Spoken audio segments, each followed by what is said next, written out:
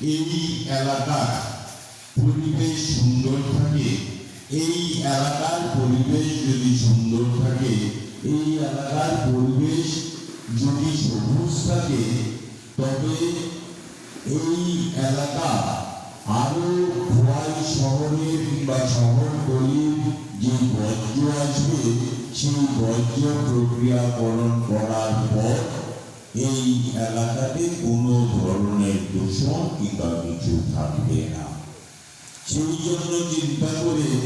আমরা বিশ্ব পরিবেশ দিবস খোয়াই মিউনিসিপাল কাউন্সিলের পক্ষ থেকে বর্জ্য প্রক্রিয়াকরণ কেন্দ্রের যে প্রাঙ্গণ, সেই প্রাঙ্গণকে আমরা বেছে নিয়েছি। আমরা এই প্রাঙ্গণকে বেছে নেওয়ার আরেকটা কারণ, এবার বিশ্ব পরিবেশ দিবস উৎসর্গিত হচ্ছে